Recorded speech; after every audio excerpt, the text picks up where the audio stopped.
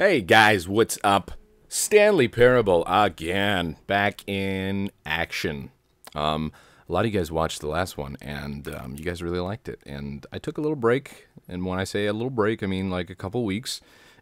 And now I'm back to play some more endings. I don't know how many endings there are for this game, but as a quick recap, it's a little kind of a little mod for Half-Life 2 and the source files, using the source files and stuff. And it's got a bunch of different endings and stuff, and it's made by just some guy who wanted to make it, so it's really cool, and it's got a narrator, and it's kind of Portal-esque. But again, I'm gonna stop talking about it and play. Oh, can I load my old game? Like, does it actually? Alright, well, whatever. Anyways, new game. Let's do this. Stanley Parable. Anytime I say Stanley Parable, I always think of Stanley Steamer. Don't know why. Probably because we just had them clean our carpets. That's kind of irrelevant, but yeah. This is the story of a man named Stanley. The story. I already heard this. Stanley worked for a company in a big I building already where he was click employee to skip. 427. Employee number 427. Are you skipping? No. He sat at his desk in room 427, okay. and he pushed buttons on a keyboard. Damn it! It gives you one option to Orders skip, and now you came can't through skip a anymore. monitor next to his desk, Whatever. telling him what buttons to push. And in what I'll use this time to clear my throat. Employee 427 day of every year. And although others might have considered it so, come on. Stanley relished every moment that I know. He loves his job. He had been made exactly for this job, and Stanley was happy. I think now, yeah, it's a short intro, thankfully. And then one day, something very peculiar happened. Something that would forever change Stanley. Something he would never quite forget. He had been at his desk for nearly an hour when he realized that not one messages single order had arrived on the monitor. No one had showed up to give him instructions, call a meeting, or even say hi. Skip. Never in all his years at the company had this happened. This complete isolation. God damn it, I'm feeling pretty damn isolated right now. Shocked, frozen solid, Stanley found himself unable to I gotta save after this intro. But as he came to his wits and regained his senses, there we go. He got up from his desk and walked out into the hallway. Alright, cool. Alright, I'm gonna save now, because apparently you can save. Save. Create a new save. Save. There we go. I don't have to do that intro anymore. Yeah. So let's do this. You guys want to know something irrelevant? I got a haircut. Yeah. It makes me play games better. I feel more streamlined as I walk through virtual hallways. Alright, let's go. Stanley decided to go to the staff lounge to check on his co-workers. I'm gonna turn him down. He never functioned well bit. by himself and constantly needed support and guidance from others. So the thought of total solitude was terrifying to him. Wasn't terrifying to me. I'm Stanley. I don't have insecurity problems. You do, narrator. You do. Because he's up there. Past the peeling ceiling and light. Whatever. Just, let's keep moving. I'm really retarded. Alright. When Stanley came to a set of 2 open doors, he entered the door on his left. You know what? I disobeyed you last time, narrator. And I'm sorry for that, so I'm going to go to the left. Now what? Thought you would reward me, be like, yay, you finally listened to me. Now I can continue narrating. But instead, I'll be quiet and make you second guess yourself. This is the staff lounge? As Stanley entered the lounge, he was horrified to find not a single person. He decided he would walk up to see his At least boss, I have you. hoping that he would find an answer there. Vending machine? Is there an option elsewhere? Because I haven't done this tree of choices. How do I jump? Alright, I can't jump in this one. Well, let's check out the room at least. I mean, it's got some pretty sweet facility. Sweet, what's the word I'm looking for? We'll say amenities. I think that's the correct word. Yeah, it's a pretty badass fridge. I mean, that's pretty fucking big. Although, which side is the fridge and which side is the freezer? Because if that's the fridge, that's a shitty fridge. Whatever, let's move on. Maybe it's an oven. Maybe it's a smoker. Huh? It's got that. It's got ventilation. Could very well be a smoker. Alright, let's keep going. Now what? What's in there? I want to go in there. What's on those monitors? Damn it. All right.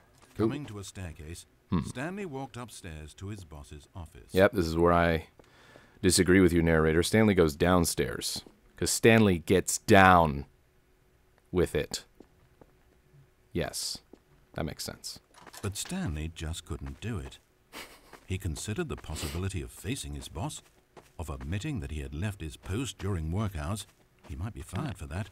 And in such a competitive economy, nice cover, was it really narrator. worth taking that risk? Nice cover. All because he believed everyone had disappeared? His boss would think he was crazy. And then something occurred to Stanley. What occurred to Stanley? Maybe, he thought to himself, maybe I am crazy. Everyone I know simply vanishing out of the blue, there's almost no other explanation for it. And a nagging fear began to creep up in his mind. I'm feeling pretty calm right now. That had been there all along. Oh, shit. He just hadn't put his finger on them yet. The For plot example, thickens. why couldn't he see his feet when he looked down? Why did doors close automatically behind him wherever he went? For that matter, these rooms were starting to look pretty familiar. Was he just walking around in circles? Where am I, he thought. And the more he found himself unable to answer these questions, the more questions continued to arise. I'm panicking. Until he came to the issue that had been slowly boiling, until he could ignore it no longer. Please tell me. Why is there a voice in my head, dictating everything that I'm doing and thinking? Suddenly, I like your style, every narrator. door slammed shut. No, Stanley screamed. I need to get out of here. I need to know that there's something out there. I need to know it's not Why is just this all black? in my head. Oh, shit. What the hell's going on? Screamed and clutched at his I'm skull. dying, I as think. The voice grew harsher, and the music in the background rose higher and higher. This is And awesome. then, moments before collapsing to the ground, Stanley clenched his fists and screamed to anyone who might be listening, I'm not real! I'm not real! Don't believe any of it! None of it's real! And then everything went black. Oh, shit. Huh. This is the story of a woman named Mariella. What? Mariella woke up on a day like any other. She got dressed, went to work, clocked in, clocked out, and then she walked home. But her walk on I this did day not was see this coming. interrupted by the body of a man who had stumbled through town talking and screaming to himself, and then collapsed dead on the sidewalk. Oh, shit. Moments after That's seeing Stanley, him, she that's would me. turn, run to the nearest police station and call for an ambulance. Are we in But City for 17? just a few brief seconds, she merely stood there And checked his unable ass to out. move. The tragedy was Did not the things death to of a his single butt. person. Never mind. It was that she would never know this man's story, never hear in his own words what had happened to him. Play the Stanley or Parable. what he believed had happened Michelle. to him. I think that was her name. For to know these things would be to exist inside the head of the man himself. So all she could do was observe from a distance and pity him. But Mariella had Stanley led a places good to life, be, and taking people to orders meet with, very important off a people, monitor whose screen impressions of her would thingy. affect her career and indeed the rest of her She's life. going to work like that in a She jumpsuit. stood there for only a moment, looking down at the body, She a janitor. and then she ran. She ran? I ain't running. She's still checking me. Out. Written and created by Dave. Oh, shit. Alright, so that's one of the endings, apparently. I kind of wanted to see more what was going on with Michelle. I think that was her name. That was actually really cool. I did not see that coming. Let's load game. No saves. What? Don't tell me I have to... No. Come on. I saved a game. We all saw it. YouTube saw it. This is bullshit. God. Alright, I think I can skip, though. I just got to remember to be able to... Remember to click to skip when it says it. Alright, start new game. Click skip. Click skip. I'm clicking to skip. No! Don't make me listen to it again. Okay, cool. Thank you. Oh, God, I was freaking out. Alright, let's go. Stanley decided to go to the staff lounge. Now, shut up. Check on his co-workers. Tired of you. He never functioned well by himself. I would freak the and fuck out if this constantly thing needed started to support respond to and what I was guidance from saying. others. So the thought of total solitude was terrifying. Nah, I'm cool with total solitude. When Stanley came to a He set came of to a two set of two open doors. He went to the entered left. door on his left. No, he didn't. He went to the right. This was not the correct way to the employee lounge. Bitch. And Stanley knew it perfectly well. So he turned left at the first open door and walked back in the right All right. direction. I didn't do that before, And so. like that, he was back on track. There we go. Back on track. Oh, this actually does put you back on track, doesn't it? What if I go back this way? What's he gonna do? Nothing. Alright. Let's keep going. It's like the Matrix. It's a hall full of doors. Staff lounge. As Stanley entered the lounge, he was horrified to find... It's on the not a bulletin single board. I didn't even look at person it there. before. He decided he would walk up to see his boss, hoping that he would find an answer there. Popular scientist. It's a nice little schematic blueprint here. What is it, though? Is it a super collider? Hey, there's some... What's that? That guy kind of looks Hispanic, and she... what is this? Find more watermelon for Lamar. What does that say? Something must... I'm terrible at reading cursive.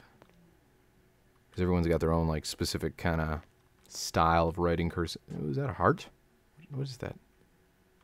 I don't know what that... That's not a heart, I don't think. No. Got some nice graphs, little doodle here, Uncle something. Someone probably brought that from home. It's their son that drew that for them. This is nice. Alright, I'm going to keep moving. Let's do this. I really want to get in one of these rooms. Like, I hope that's an ending, but I don't think it is. All right. Coming to a staircase. Coming to a staircase. Stanley walked I'm going upstairs to his upstairs. boss's Nope. office. Okay, yeah, I did. I wanted to confront the boss. Fuck the man. He's an asshole. What's this over here? Thought that was something. It is nothing. Boss's office. Are there any options that I can do here? Nothing? Alright, fine. Let's go! Entering his manager's office, Stanley was once again stunned The hell is to this? discover not an indication of any Oh, human shit. life. It was at this point that he began to feel dizzy and a little sick, No. and even thought he might pass out when suddenly Don't- he noticed a keypad Yeah, I did. next to the filing cabinet in the corner of his boss's office. Nice. Stanley had never seen this panel before and had no idea what combination of numbers would produce any result. In fact, only Stanley's boss knew this, since the panel withheld access to the boss's greatest got it in the drawers? darkest secret. Drawers. So he had assigned the keypad a combination that only he could possibly know. The number of his freshman dorm number in college. What? 1957. But of 1957? course, Stanley couldn't possibly have known this. 1957. 2, 6, 4, 3. 0. I'm just gonna keep mashing 2 and see what the narrator thinks about that. Stanley just sat around twiddling his thumbs. No. Trying to input anything on the keypad was useless, since he could never possibly know that the combination was 1957. 1957, eh? Well, I say it's 7. 1957. 3, 2, 5, 4. You all heard him. It's 3, 2, 5, 4. Obviously. Now what? What are you gonna do, narrator? I'm gonna keep mashing keys. Come on. Do something.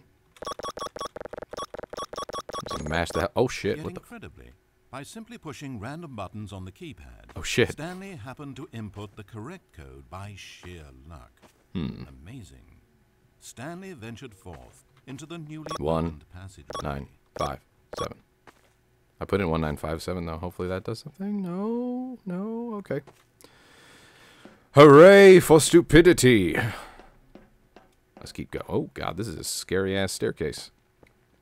It's like fucking going into Area 51 or something. Look at this. A little bit of music, like... Dun, dun, dun, dun, dun, dun. Can I slow this down? No. Welcome